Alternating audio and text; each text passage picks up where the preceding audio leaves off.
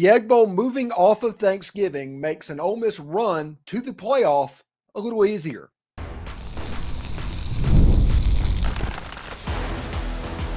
You are Locked On Ole Miss, your daily podcast on the Ole Miss Rebels. Part of the Locked On Podcast Network, your team every day. Hi, I'm Stephen Willis, a former staff member at Ole Miss and a 10-year veteran member of the national media with Yahoo Sports. Today on the show, we talk about the Egg Bowl moving off of Thanksgiving. And while it's probably good for Ole Miss, I am definitely sad to see it leaving the holiday. But it is going to a really good time slot.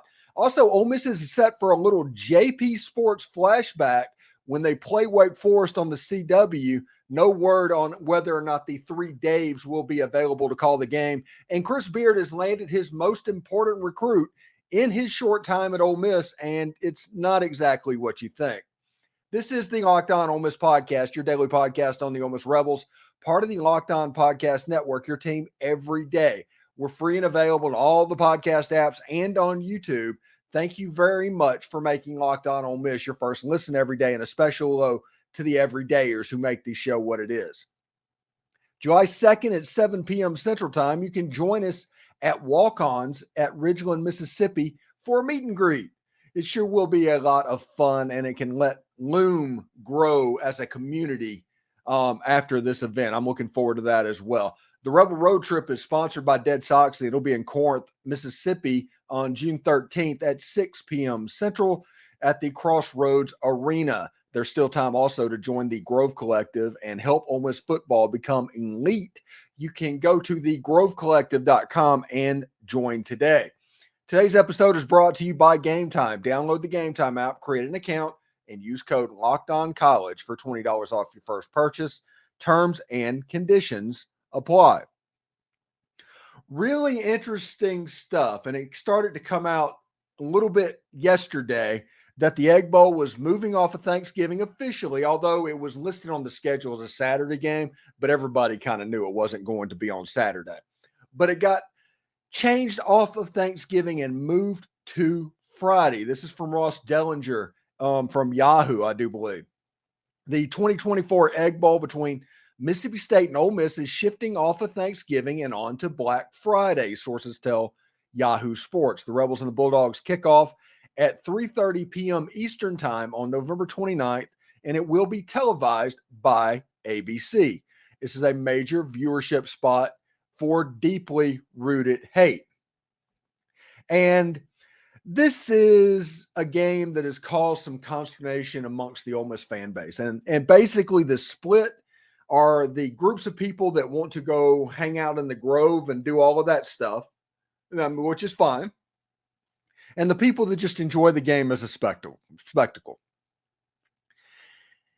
The people that go to the games hated Thanksgiving, and it didn't get helped because the people that cover the games, other people like myself, not necessarily hating this, but they hated the Thanksgiving game. They hated the fact that they lost a holiday. And because of that, they used every opportunity they could get and every argument they could make to get it off of Thanksgiving. I mean, that just happened. That's not saying for better or for worse, but that was what was going on. And they would use arguments about competing against the NFL when in reality, college football is not competing against the NFL. There has to be something on that channel, and just ceding ground to something else is just not something that you can do. But for the better part of the last 30 years on Thanksgiving, the Egg Bowl, the Ole Miss Mississippi State game, had become a little bit of a Thanksgiving tradition. They've played on and off over the better part of the last 30 years, but whenever they were there were memories made and there were very memorable moments. And over the last, nearly 10 years, I think we're at this point, about 10 years, 2016 or 2017, it went back to Thanksgiving. But there's been some very unique memories in the Egg Bowl rivalry during that time. And I'm going to miss it on Thanksgiving. I liked personally the game being on Thanksgiving night, and we could talk about it. It was completely out of the way, and you had every college football game that you could watch on Friday, Saturday, and then on Sunday in the NFL. And it was pretty cool with however many days of football it is, because that would usually be in the 30 days straight of football. And Ole Miss and Mississippi State was the only game on Thanksgiving night that was college football. It's going to move to an excellent time slot. Now, with this, I like the game on Thanksgiving. This game moving to Friday is better for Ole Miss this season. Okay, so don't make any mistakes on that. But there are some people that are going to be getting upset about this, and you saw this online yesterday a good bit. This is Tom Fornelli from, I think, the Cover 3 podcast and CBS. There's nothing like sitting down with the family, having a piece of pecan pie a la mode, and watching the Egg Bowl, and those bastards have taken that from us. It had become a little bit of the fabric of what was going on. But like I said, this is going to be a situation to where it's probably going to be beneficial for Ole Miss playing this game on Friday. I do not want the game on Saturday because of this simple fact. Okay, you need the game on Thursday or Friday, because starting Saturday, that is going to become the next to last weekend and the last of the official visits going in, because signing day is going to be the first weekend of December, the first Wednesday in December, something like that. So not playing on that Friday means you can squeeze another official visit weekend in. And that gives you 2 as opposed to 1 that most schools that play on Saturday would have. So remember that whenever things are going on. I do like this time slot, this 2:30 ABC slot over the air. It's not going to be ESPN. It's going to be over the air. And it is going to be showcasing one of the better college football rivalries that are out there at the moment. It's going to be showcasing all the absurdity, all of the hate, because these two schools literally hate each other. I mean, they do. Yeah, I mean, you have a situation where twice in the last decade, an Ole Miss receiver scored a touchdown and did a dog peeing celebration on Mississippi State's home field because they deserved it. The first one was DK Metcalf in 2017. We all know what Mississippi State did to Ole Miss in 2016, 2015, and 2014. We all know how that went down. Then Elijah Moore just kind of copied that the very next game that Ole Miss played in that stadium. And it was honestly going to become a tradition until Luke Logan missed the extra point after the penalty was called. This rivalry and this thing is going to be an excellent showcase for Ole Miss going into this weekend. Now, this is the other thing to remember. This is going to lead to more eyeballs of people that are watching what's going on. If Ole Miss is doing what we think Ole Miss is going to need to be doing, and they play Mississippi State, let's say they beat Mississippi State 45-0. Let's say it's a repeat of 2008. They completely waxed Mississippi State. And we are all waiting to see if Ole Miss and what they do in the playoff, the tournament selection committee and that. Well, this being one of the only games on in town, all of a sudden you're going to have the eyeballs required to what's going on. The attention of the correct people in the committee room is going to be completely undivided and watching your program. This is another reason why Thursday or Friday was a good gambit for Ole Miss sports this year.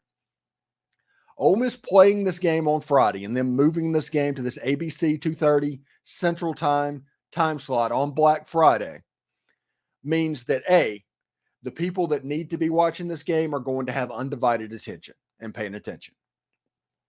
Ole Miss gets an extra official visit weekend that they can program before the signing day on like the 3rd of December, the day right after the championship game. And it means that if you're watching the game, you can see the game, enjoy it, and you still have all of Saturday to watch things like the Territorial Cup and the Apple Cup and all of these great games that are just a fabric of college football. You can pay attention to them. All because this one's out of the way. Because when Ole Miss played Mississippi State on Saturday, let's say it was a 2:30 CBS game in Oxford. Let's go back to the 2014 game. It ruined every other college football game because you were worried about how that game would turn out. You have anxiety leading completely up to that kickoff. Getting it out of the way early makes the whole weekend more enjoyable. And like I said, I'm going to miss it off Thanksgiving just because I enjoyed it, but I do like the Friday time slot. And I think that Ole Miss is going to benefit from it moving there as well. Thanks again for making the Locked On Ole Miss podcast your first listen of the day. You know, as talented as the Ole Miss Rebels look, the secret to the whole thing might be Daequan Wright. We'll tell you why. Game Time makes getting into the NBA Finals even easier and faster. Prices on the Game Time app actually go down the closer it gets to tip-off. And with killer last-minute deals and all-in prices, views from your seats, and the lowest price guarantee, Game Time has taken the guesswork out of buying NBA tickets. They have the lowest price guarantee, event cancellation, job loss protection. They have all the customer service bells and whistles you could ever want to take the guesswork out of buying NBA tickets with Game Time. So download the Game Time app, create an account, and use code LOCKEDONCollege for $20 off your first purchase. Terms apply. Again, create an account and redeem code LOCKEDONCOLLEGE for $20 off. Download Game Time today. Last minute tickets, lowest price, guaranteed. Are you watching Fox Sports or ESPN on your TV all day and you have to turn down the volume with all of that shouting? Make the switch to Locked On Sports today. It's a free 24/7 sports streaming channel programmed for you each and every single day to bring you the biggest stories without all of that screaming. Locked On Sports today brings you can't miss analysis, opinions, and news, streaming 24/7 on YouTube or the free Amazon Fire TV channels app, part of the Locked On Podcast Network, your team every day. So we talked yesterday about what we needed to do in June, and we asked, should we try to bring more people into the tent, or do we want June to be a hardcore fan June? And the replies that I got were pretty much consistently, we need to make this as hardcore as possible. This needs to be for the hardcore fans within the fan base. And I agree. And so today, the first thing that we're going to do on that is we're going to talk about Daequan Wright and how Daequan Wright is probably the secret to this whole Ole Miss offense. And the way you look at exactly what they do, what is going to make them able to scheme the offense is positional versatility. And nobody demonstrates that more than Daequan Wright. Daequan Wright, for those who don't know, was a tight end transfer from the Virginia Tech Hokies. He had 28 catches a year ago, 366 yards. He was injured for like 4 games out of last season. So don't be alarmed by those numbers being so low. But Virginia Tech, pretty good football team expected this year. They're actually going back to the Michael Vick era uniforms. That should be interesting to see as well. But Daequan Wright, a good player. Now, we had Daequan on the show. And Daequan said that when he played high school football, he was a wide receiver. He got recruited to Virginia Tech as a tight end. Lots of tight ends that are playing at the highest level. Greg Kittle at San Francisco was a wide receiver out of high school and was very lightly recruited. And then he just got switched to tight end and blew up. Daequan Wright is on a similar track. But the wide receiver ability of Daequan Wright means that you have a 6'3", 230-pound wide receiver, 240-pound wide receiver ability playing in the middle of the field. Now, when you look at Ole Miss's skill personnel and pay attention to them whenever you're going, you have Tre Harris, who's like 6'3", 220, big, jumbo wide receiver. You have Deion Smith, who is 6'4", about 190, 200 pounds, tall wide receiver, long. He can basically eat up length that defensive backs have been doing. Juice Wells can play on the inside or the outside. He can be an effective slot receiver. He can play on the outside if he needs to be. Jordan Watkins started at Louisville on the outside, developed into a slot wide receiver starting in 2022. Caden Prieskorn is a true hand in the dirt tight end. That's the way he works. He's one of the better blockers on Ole Miss's team. But when he is on the field by himself, it does kind of limit what you can do as far as positional versatility. Now, I do think Caden Prieskorn is going to be unlocked a little bit. Whenever you look at what he did in the Peach Bowl, he had 10 catches, 136 yards, 2 touchdowns, had a 2-point conversion catch as well. Some of the best hands you will ever see. So I am not saying anything wrong with Caden Prieskorn. He's going to be the starter. He's going to be the 1A on the field. But what Dayquon Wright can do and what he will do to this offense is the advent of the potential of 12 personnel. Charlie Weis and Lane Kiffin, when they were at Florida Atlantic, they had John Rain and Harrison Bryant, 2 legit tight ends, 2 different tight ends, but they used them together, especially in the red zone. And when you look at the size and the versatility of this offense, whenever you get into a compact space, you can't necessarily play matchups the way that you normally would. A year ago, when Ole Miss was down on the 10-yard line, it was pretty much Tre Harris. You did have Jordan Watkins doing some of the smaller stuff. Caden Prieskorn was injured for most of the year. So you had Hudson Wolfe playing a good bit of time. And you had Dayton Wade, and they were much more predictable from the offense and pass catching positions. You look at Jaxson Dart, his touchdown numbers last year. He had 23 touchdowns. He was 233 for 358, 3,364 yards, 23 touchdowns, 5 interceptions.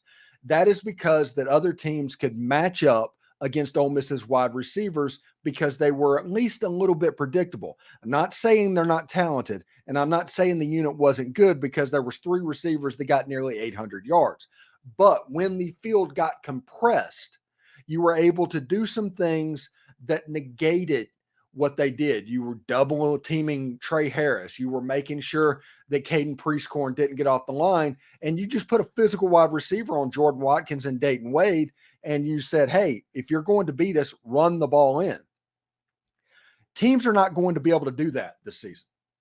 That's not going to be an option because of the Tre Harris 6'3" and another double team taker in Deion Smith.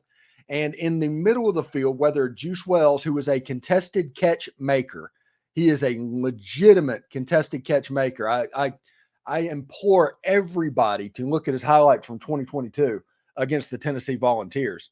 A true contested catch maker and might be the best run after the catch guy on the field, no matter who Ole Miss is playing. So Juice Wells has a chance to be very special. And like I said, Jordan Watkins he's Mr. Reliable.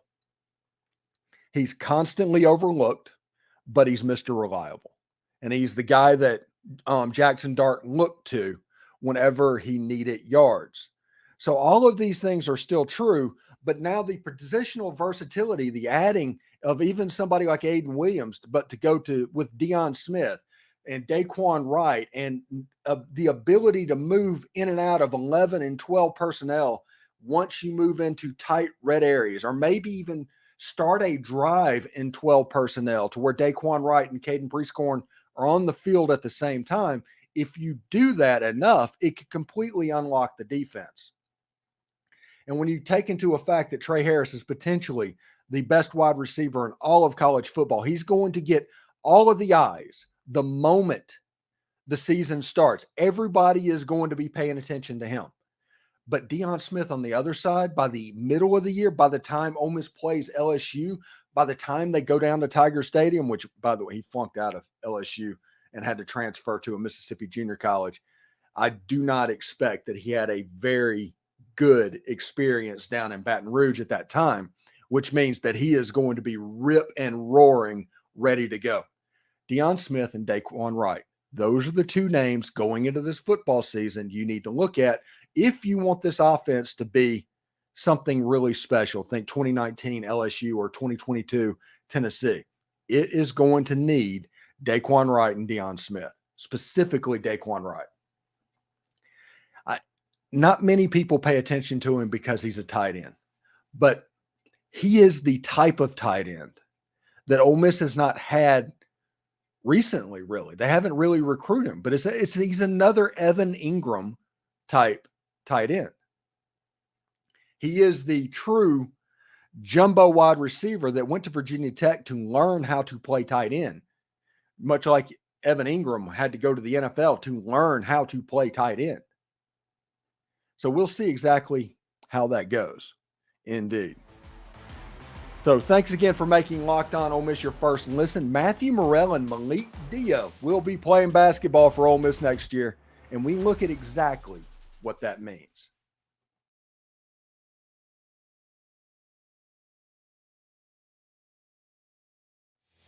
Locked On has launched the first ever national sports 24/7 streaming channel on YouTube, and now it's also available on Amazon Fire TV. In the free Fire TV channels app, Locked On Sports Today is here for you 24/7, covering the top sports stories of the day with the local experts of Locked On Sports. And now it's available in the free Fire TV channels app. Be part of history. Good stuff indeed. Now, it's kind of funny that we're going to move on to basketball, but we talked a little bit earlier this week about how Chris Beard was kind of saving a spot just in case Matthew Murrell wanted to come back to school. That paid off. Ole Miss had an unbelievable week in basketball recruiting, and they didn't sign anybody, really, other than the player from Hampton. They got him. But when you look at like Malik Dia, averaged 17 points a game. He's a decent three-point shooter, about 6 rebounds a game, 1.2 assists. And Matthew Murrell had big games after big game after big games and became a real threat shooting the basketball. Both of those players are coming back to Ole Miss. And what that means is Ole Miss now has 3 players that averaged over 15 points a game at high major institutions last year. I'm not even counting Malik Dia, who was at Belmont, averaged 17 points a game, or the player from North Carolina, Wilmington, averaging about that as well. I'm not counting those in this situation. I'm talking about players that had high major 15-point averages during the season. And when you look at them, you have Sean Padula, who went to Virginia Tech, averaged 16.4 points a game, 4.3 rebounds a game, 4.6 assists. He played point guard at an extremely high level, and you can see how he could go. Now, Dalton Connect, everybody is going to immediately look at a ball handler that can do all the stuff. Everybody is looking for the next Dalton Connect. This is a guy that went off for over 30 points multiple times a year ago. So we need to pay attention to that as well. Now, they also have Tre Davis, who averaged 15 points a game, 6 rebounds a game, 1.6 assists at Seton Hall. I say high major instead of Power 5 because the Big East is in that weird purgatory sort of what's going on. So Tre Davis averaged 15 points a game at Seton Hall. And it's just players after players after players. And Ole Miss has added front court depth. They've added a ton of front court depth. After last season, Chris Beard decided that we are never doing this again. So he went out and got front court depth, and he went to pair those with like Juju Murray and Matthew Murrell, who's coming back. Jamin Brakefield is going to come back in this team as well. And it looks like Jamin Brakefield might be the 6th or the 7th man to where he can come in and be that true stretch 4 type player for Ole Miss's offense, which is going to give you a little bit of versatility as well. If we talk about positional versatility in football, it also exists in basketball, in this positionless basketball that Chris Beard likes to play. Ole Miss, I think it was Jeff Goodman said they were a tournament team next year. I think everybody expects Ole Miss basketball to be pretty good in year 2 under Chris Beard. And I am looking forward to seeing exactly how they put it together. Now, this weekend, official visits, we're still waiting to see what happens. There could be something that pops, and we talk about that Monday or Tuesday or something like that. But this June period is going to be at least very interesting. When you have a situation to where next year, likely next year, there's going to be a signing day sitting at the end of June. And the second signing day will be right after the championship games. And the third signing day will be in February. That is what signing is going to look like. And the whole design for this is to unclutter December for college football coaches. Now, college football coaches, they've changed a little bit to where sometime in the next week or two, it's going to be set up to where analysts and things like that can fully coach in the games, can fully coach in practice. They're essentially on the field coaches at that point. So a situation where like Zach Arnett and those guys, they can really be hands-on in coaching at that point. And you have essentially Zach Arnett as the assistant linebacker coach and everything that entails. I'm looking forward to what, honestly, this football season could bring. I mean, let's think about this just for a second before we get out of here. Jaxson Dart is a betting favorite, and by betting favorite, I mean in the top 5 or 6 or something like that for the Heisman Trophy. I think he's plus 1,500 or something like that, which would be like 15-1 on FanDuel at the moment. The over-under for Ole Miss football, over-under, okay, is 9.5. That's the line where you bet on either over or under. Now, let's remember real quick what life was like for people in my age bracket in 1987 when they went 4-7 or 3-8 or something like that. When Eli Manning was sitting here going and they were winning 7-8 ball games a year and going to the Independence Bowl. Let's remember that. The breakthrough didn't happen until Senquez Golson intercepted that pass against Alabama.